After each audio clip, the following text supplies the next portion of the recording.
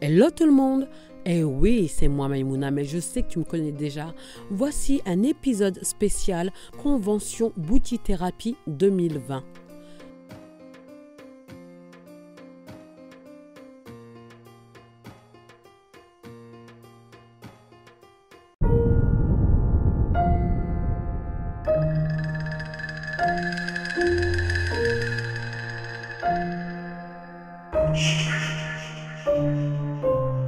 Je l'aime tellement. Il est mon Dieu, mon guide, ma boussole, la seule fenêtre vers l'extérieur qui puisse me permettre d'avoir du bonheur. Je l'aime tellement que, quand il n'est pas avec moi, les secondes paraissent des heures. Je me languis tellement de le revoir que je ne fais rien. Rien que de l'attendre. C'est assez compliqué. Il n'est pas facilement joignable. Et les rendez-vous sont au compte-gouttes. Le téléphone de la maison sonne. Je cours pour décrocher. Une de mes sœurs est plus rapide. C'est pour toi. Allô? C'est lui! Mon cœur palpite, ma gorge s'assèche et j'attends avec impatience ses premiers mots. Je suis en bas de chez toi, tu descends? Yeah. Oui, tout de suite. En moins d'une minute, tu es en bas. Je déboule les escaliers à une vitesse inhumaine.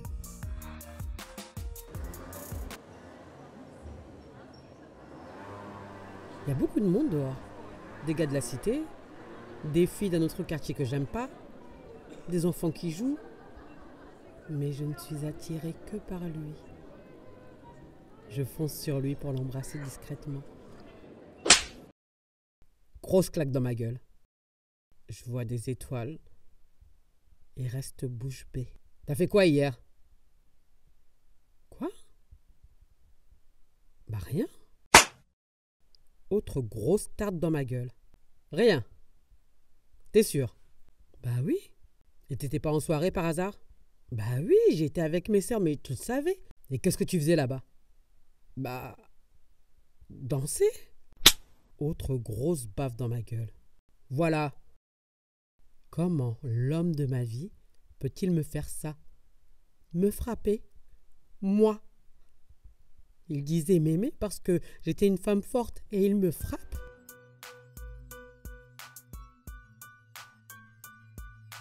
Avec mes sœurs, on rigolait souvent devant les téléfilms américains avec les femmes battues. On se disait « Oh là là, comment elles font pitié !»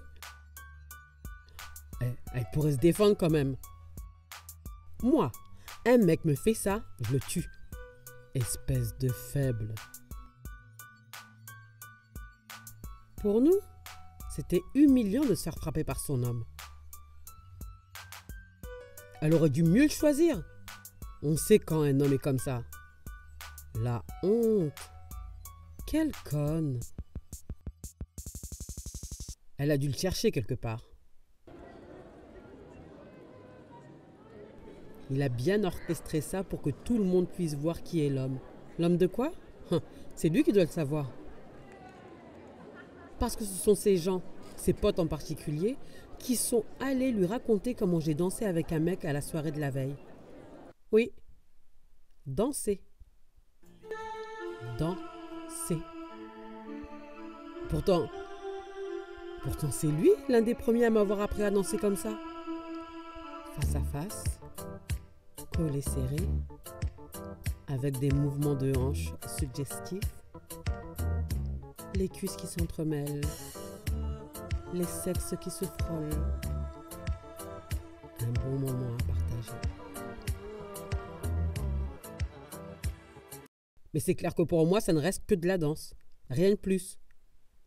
Ça ne veut pas dire que derrière, je vais coucher ou sortir avec la personne.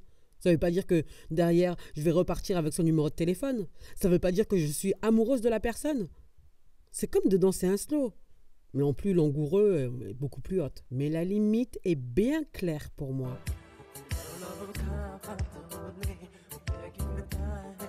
Ouais, je l'ai vu danser comme ça avec d'autres filles. Et ça ne semblait pas être un problème. Apparemment, je serais restée trop longtemps à danser avec lui. Quand tu trouves un bon danseur, en général, vaut mieux pas le lâcher. Parce que t'en as qui te cassent le bassin tellement ils savent pas danser. Avec une énergie de rage, d'humiliation, d'envie de revanche, je monte chez mes parents. Et je prends en cachette de mon père un sabre qu'on lui a offert et qu'il chérit comme un objet unique de collection. Je retourne pour le trouver. Il n'est plus là. Je vais voir au niveau du parking. Il n'est pas là. Toujours avec le sabre à la main, du côté de là où il a l'habitude de squatter. Il n'est pas là. Je vais dans l'appartement où il dort parfois et où il voit tous ses amis. J'essaie d'ouvrir la porte avec une carte téléphonique en la glissant entre la serrure et la porte. Elle ne s'ouvre pas. Elle est fermée à clé. Je frappe. Je sonne. Je donne des coups de pied à la porte. Personne ne répond. Ouvre la porte, espèce de lâche. Je sais très bien que t'es là. Voix féminine. Oui. Prenant une voix douce, enfin j'essaie. Est-ce que vous pouvez ouvrir la porte, s'il vous plaît? Elle ouvre. Qu'est-ce qu'elle est belle. Sublime, je dirais même. J'aimerais lui parler, est-ce qu'il est là? Non. Première fois que je m'adresse à elle. On m'a dit qu'elle était sa femme. J'ai même frappé une copine à ma sœur qui a osé y faire allusion. Lui me disait qu'elle n'était rien pour lui. Que ce sont ses parents qui lui ont promis. Il faisait passer ça pour une relation forcée. La bonne blague. Mais je l'aime tellement que j'ai envie d'y croire. En d'autres occasions, j'aurais bien arraché sa tête à elle. Mais là, j'ai d'autres priorités.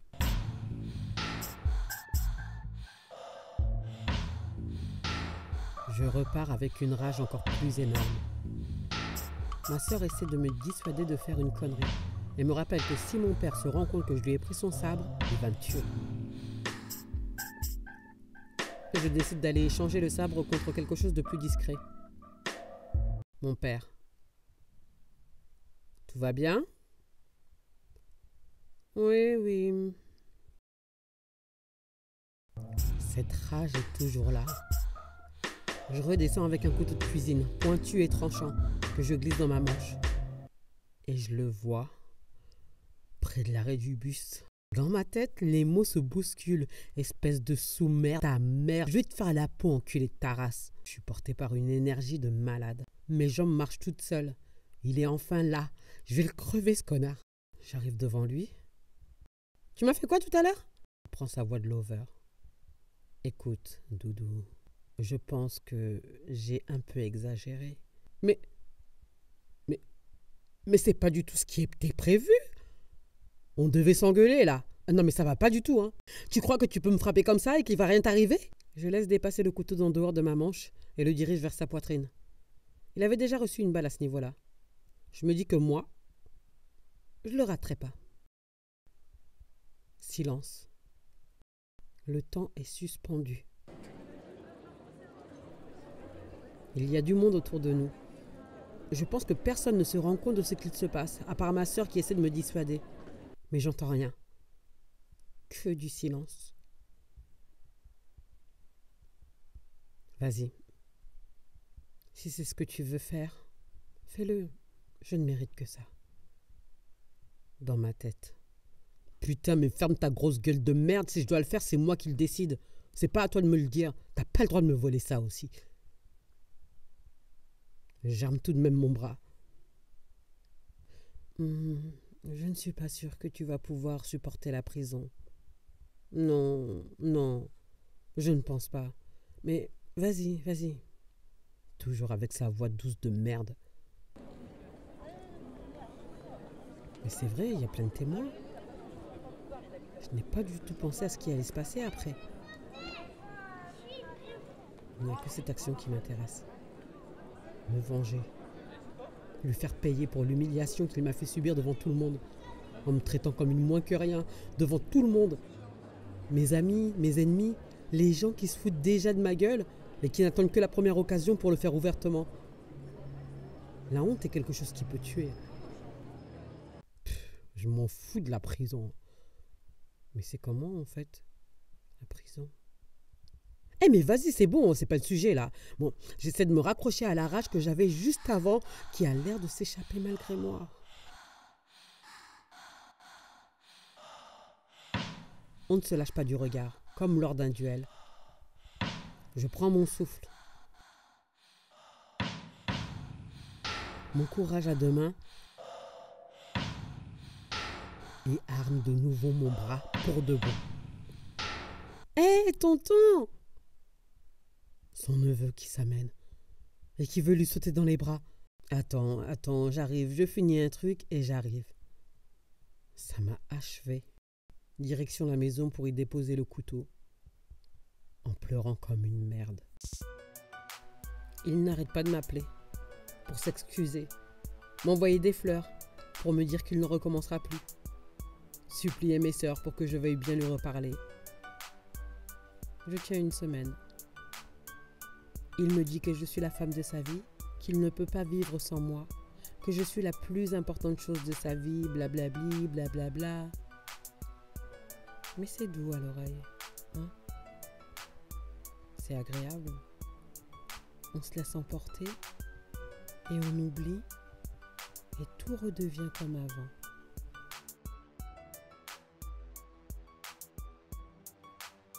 Jusqu'à ce que...